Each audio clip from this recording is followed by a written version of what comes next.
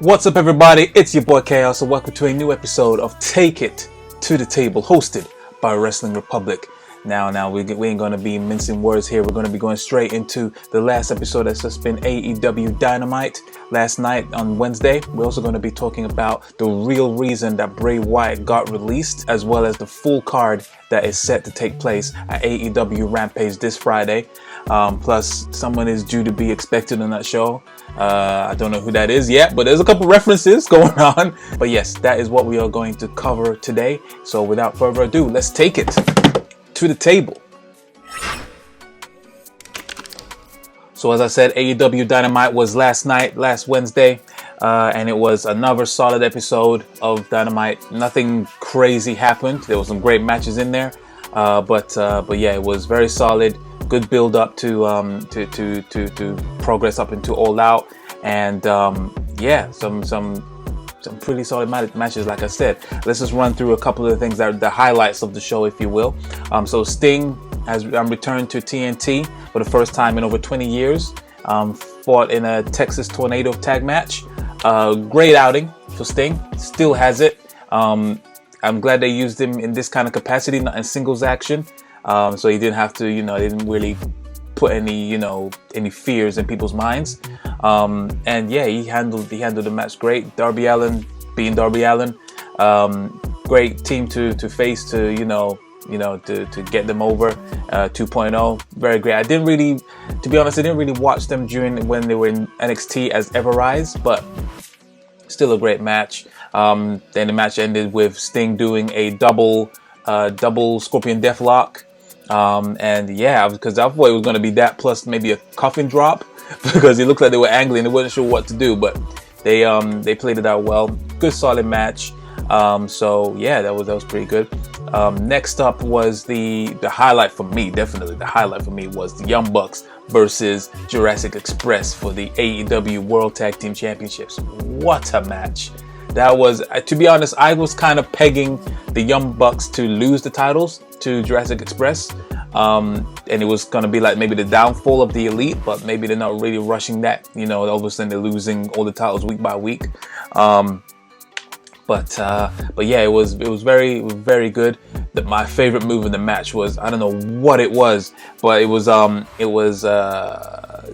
what's his name now? Luchasaurus. He did like a fling type of thing, and then obviously Jungle Boy was right there, and he flipped him, and then all of a sudden he ended like in the power bomb. Crowd went nuts. I was like, what the fuck was that? That's good enough for a tag. That's good enough to be a tag team finisher. It was freaking awesome.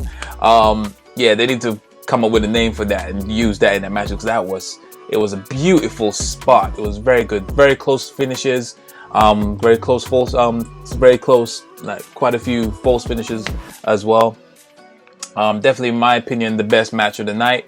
But of course, the Young Bucks retained, and still the AEW World Tag Team Champions. Now there's going to be a tag team eliminator type of thing, where other teams are going to be facing off each other, and then when it comes to the finals, whoever ends up facing the Young Bucks will be in a steel cage. I believe that, I think Jurassic Express are in it. Lucha Bros are in it. Hardy House Party, that Private Party is in it. And there's some other teams I'm missing. But my pick for that, definitely Lucha Bros. Who doesn't want to have another Young Bucks versus the Lucha Brothers match again? Like, they set the bar. To me, the two matches that the Young Bucks had with Lucha Bros, that is up there. That's my top two matches, along with when it was the Young Bucks versus Kenny Omega and Adam Page.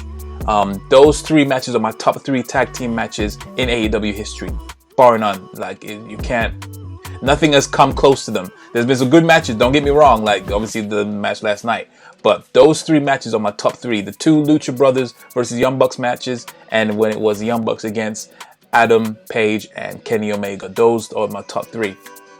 But yeah, I would love to see the Lucha Brothers in a steel cage against the Young Bucks. Let me know in the comments what you think. Who would you want the Young Bucks to face in a steel cage at All Out? And then of course there was Sammy Guevara versus Shawn Spears. That was also a solid match as well. Before the show even started, Sammy Guevara actually proposed to his longtime girlfriend, who's now his fiance, and many congratulations to Sammy Guevara and his new fiance, basically. That was very good for him. I'm happy for him, definitely. Congratulations. But he put on the clinic. Great chemistry between Shawn Spears and Sammy Guevara. That dirty cutter from the top turnbuckle was great. As well as the barricade spot when he laid it across between the ring and the other barricade. He placed this gated thing in the middle. It was Sammy Guevara that took the win on that. So yeah, very good for that. And he was in his hometown, so of course he was going to take the win. And of course, the main event was MJF versus Chris Jericho in the fifth match in the 5 Labors of Jericho match. And MJF defeated Chris Jericho. Now that was crazy. I was in a way I was kind of rooting for Jericho. I was rooting for Jericho. I thought he was finally going to get his own back on MJF. But not only did MJF win, he won clean. He actually won clean with the Sands of the Earth, or is it Salts of the Earth? One of them two. But yeah, it was a clean match.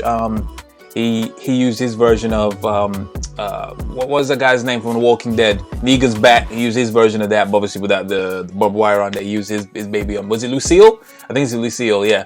I could be wrong on that, but yeah, he used it. It was about to do the Judas effect on him, and he was just like, "Oh shit, I can't use it." So I thought there may be a little technicality in terms of he can't use it if the ref watches. So I thought he was still going to be able to use it, but even though because the ref heard back was turned, but he chose not to use it. But MJF did, and yeah, it made Jericho tap out clean. That was a nice twist. Then again, I understand that if he did win, people will be complaining about it, or he's putting down the younger talent, all that kind of stuff. So no, I'm happy with the finish. I'm happy with the win for MJF. And yeah, we'll see where this takes him. I don't know if Jericho's going to be out for a while, or they're going to carry on with this. In a way, I'm fine with this being the final stamp of this feud. It's been going on for quite a while. I know they love the long-term booking, and as a fan, I love it. Like, we all love long-term booking where it all adds up. But I think that will be a fitting end to their saga, and then hopefully they'll be able to go into something more substantial, and maybe MJF could finally, should he challenge for the title? Maybe not yet, because it's heel versus heel right now. So yeah, whoever takes the title off Kenny Omega, then maybe MJF should start going for, because he's going to be champion. He's going to be champion at some point. You know he is. But I'm happy that MJF actually won cleanly as well. And yeah, it was a very entertaining match. So overall, the show was great. AEW Dynamite, I'll give that a solid 8. Yeah, it was a solid 8.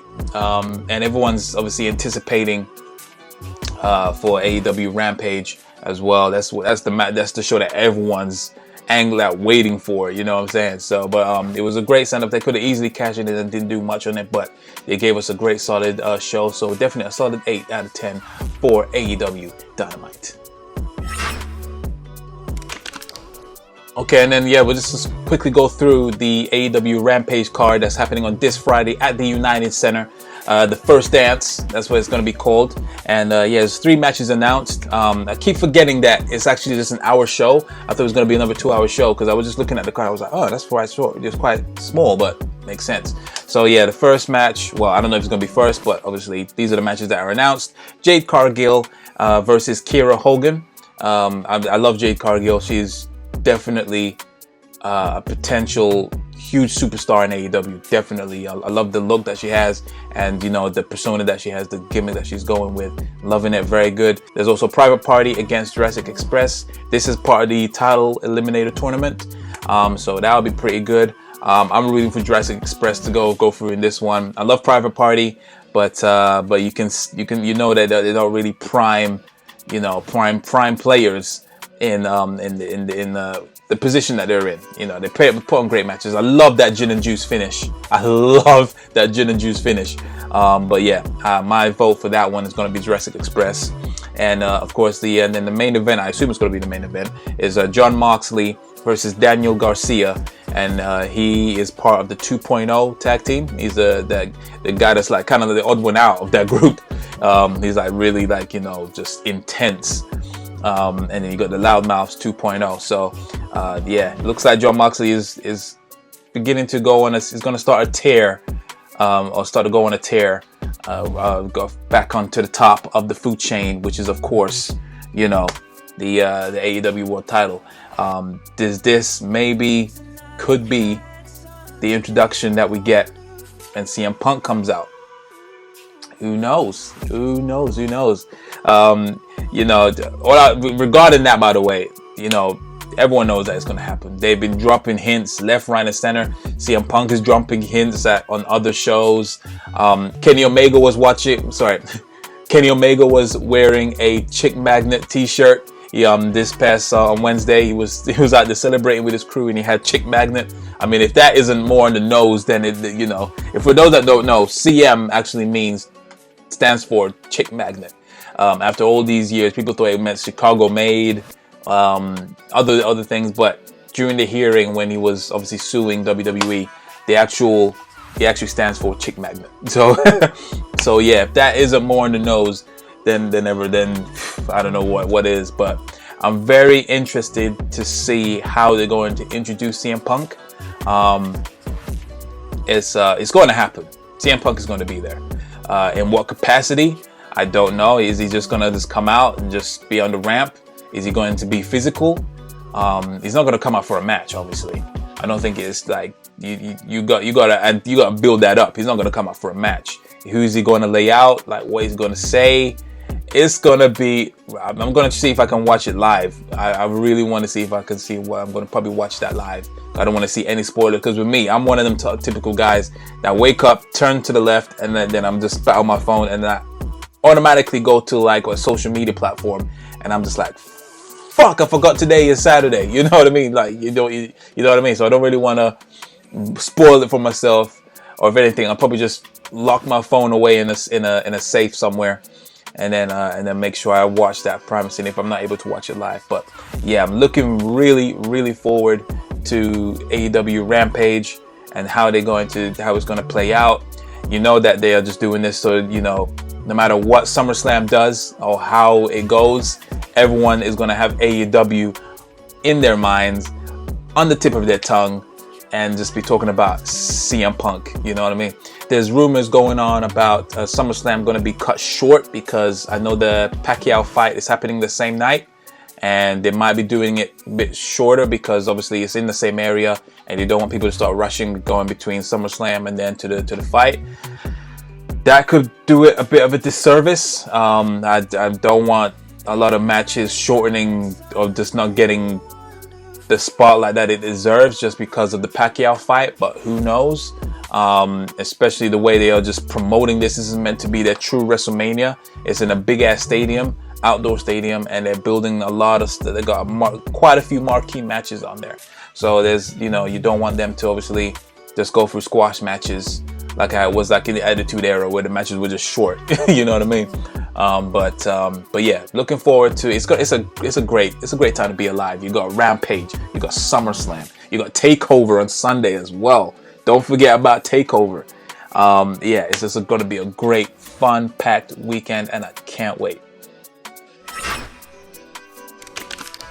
Next up, we're going to be talking about Bray Wyatt and the real reason why he got let go by WWE. Now, everyone knows it was headline news that Bray Wyatt was let go quite a couple weeks ago, during obviously the whole period of WWE just going through a whole myriad of releasing random people, and the most common excuse for them letting them go was basically budget cuts. That was the reason. People said it was budget cuts. Other people said it was just due to his mental health, and he wanted him to go and, you know, just recuperate and whatnot. Then it was led to, then obviously it was confirmed that is absolute bullcrap. He was ready to come back at least 2 weeks, or is it 2 days before he got released? Then obviously everyone wants to know, like, why, how did he, he was quite a prominent figure in the company. His merch sales were just going through the roof for the company. He moves the needle, you know what I mean? However, he was let go. Haven't really heard anything from Bray Wyatt himself. He just put a couple cryptic little tweets, nothing much to really go from. It's not, obviously right now it's currently under a 90-day non-compete clause, so we won't see him for a little while. A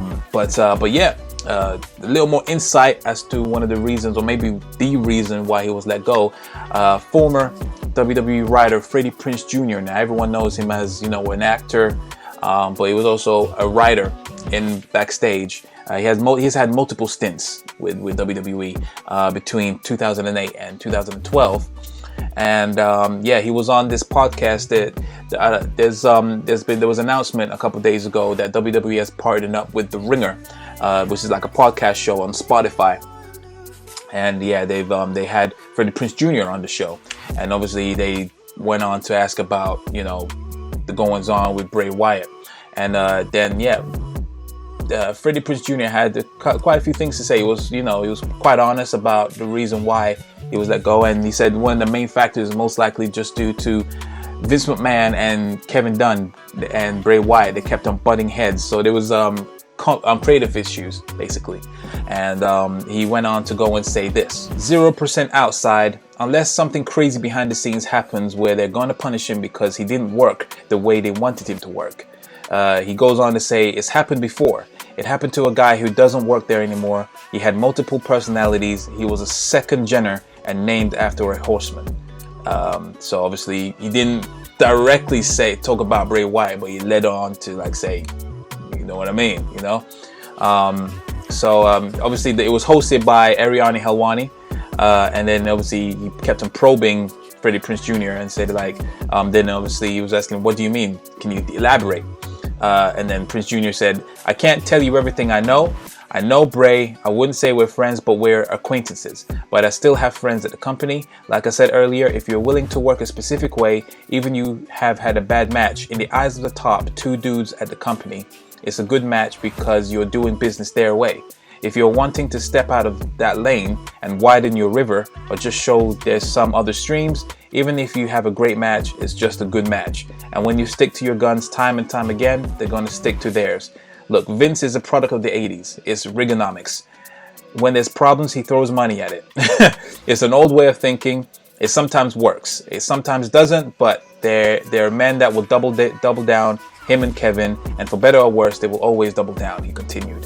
I don't think Bray had a good enough hand to play poker with them at that game, and that's why he lost the first time in a weird way in Abu Dhabi, which is obviously when he lost to Goldberg at I think it was it Crown Jewel, that match where he lost the Universal title to Goldberg, and that's why things kind of went south from there, which is true because ever since that loss, Bray Wyatt has not been the same character-wise after that. So after that match, he had that ridiculous storyline with Randy Orton where he got burned alive. Then he was gone for a while, came back as this cinched little boogeyman type of thing. It was absolute crap. And then he came back at WrestleMania, had a match against Randy Orton, lost clean, didn't need to lose. Now I thought that was absolutely ridiculous, further damaging the character because he got distracted by Alexa Bliss oozing black blood. And then he had one episode of the Playhouse, the Funhouse, I should say, and we never saw him again. He actually pretty much said goodbye to everyone on that same segment that he had, and then that was it. He lost a lot of stock against fighting Goldberg, and it looks like that was kind of like punishment because he was going against the grain, and they don't like. Clearly, obviously, the higher ups don't like that kind of shit. So he goes on to say, his segments weren't suffering, his performance wasn't suffering. I just think if you're not willing to play ball, then they let you know. Hey, if you're not trying to play ball, we're not going to help you out. We gave you this platform and you're not using it the way we want you to use it. And it's business. You can understand that. So he had a very hot and cold relationship with creative. So and anytime he thought maybe put a little twist on things, or maybe say like maybe this is not where how I want to do things. Obviously they went all the way down south, all the way left. Say you don't like it, okay, we're gonna fuck you up, kind of thing. So it's pathetic. To be honest, it is absolutely pathetic. It's unfortunate, but that just shows it's only very few people that can get away with maybe modifying certain things in creative. And if you don't have that kind of pull backstage, no matter how much merch you're selling, they don't care. They will run you down at the end of the day. And yeah, that's pretty much what's happened, and it's really unfortunate. It's been said that Bray was said to be very protective of the Fiend character when it came to creative. And understandably so. It was a very intriguing. Obviously, it's very like boogeyman style. Obviously, we complain about how the Alexa Bliss storyline is, or the storyline, or sort of the gimmick, should I say, is going on, and people, for the most part, hate it. But it was just the way that Bray Wyatt delivered us the Fiend, and how creative it was, and how different, how left field it was, out of nowhere. And because when the Funhouse started, when I saw the first 2 episodes of stuff, I was just like, oh my god, they fucking killed Bray Wyatt. They destroyed him. I was like, what is this hokey? What is this? You know what I mean? And then when they started introducing the Fiend, I was just like, yo, this is the fucking one. You know what I mean? This is it. This is sick. I love this. And then the introduction at SummerSlam where he took out Finn Balor, the entrance, it was just beautiful. It was great. And then obviously they went fucking downhill. From there, we all know the history. But so understandably, like, you have trust issues with creative. In this day and age, of course he would be protective. And it basically, if you're not John Cena, if you're not Roman Reigns, if you're not Triple H, you can be creative as you want. We'll mess you up. And that's what they did. They did it with the awful match against Seth Rollins. They did it with the obviously the loss to Goldberg, and yeah, they just kept on going and going and going, no matter how well he was doing merchandise wise.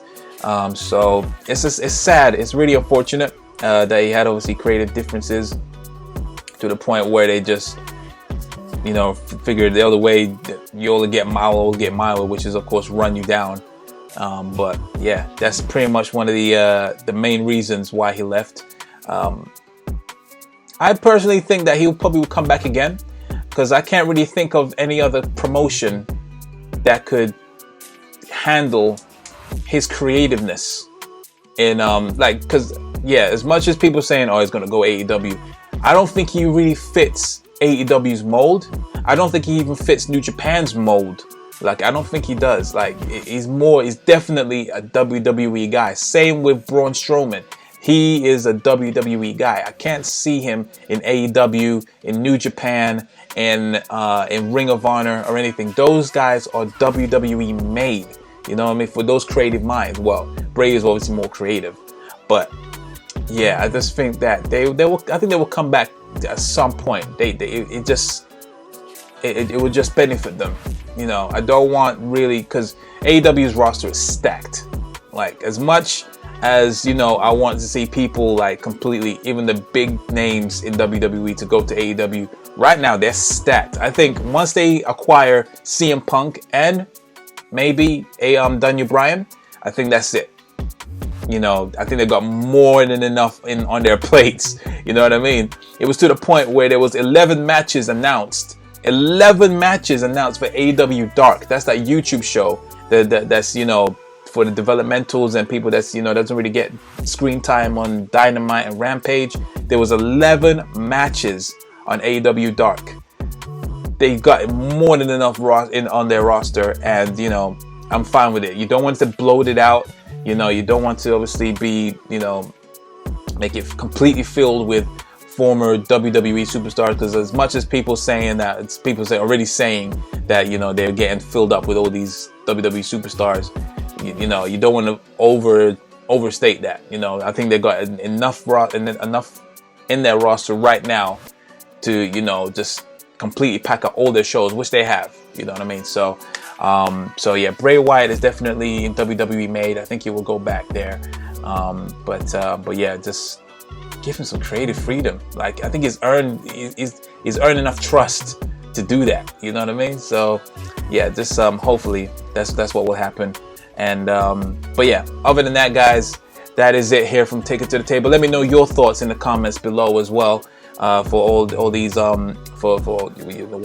what's your thoughts on Bray Wyatt getting released, as well as the SummerSlam pay-per-view and AEW as well. Let me know what you want to. Let me know also what you want to see on Rampage as well. And if CM Punk does come, how would you want it to play out? Who do you want it to go one-on-one, have that face-to-face with, and you know what you want him to do on that show. And also, for more wrestling news, debates, opinions, breaking news, all that stuff, make sure you go and check out WrestlingRepublic.com. Also check out our Instagram at Wrestling Republic for all posts and also reviews, everything like that as well. This show will also go live on IGTV as well, so be sure to check that out. Like, share, and subscribe. And as always, I have been your host, Chaos. Until next time, guys, peace.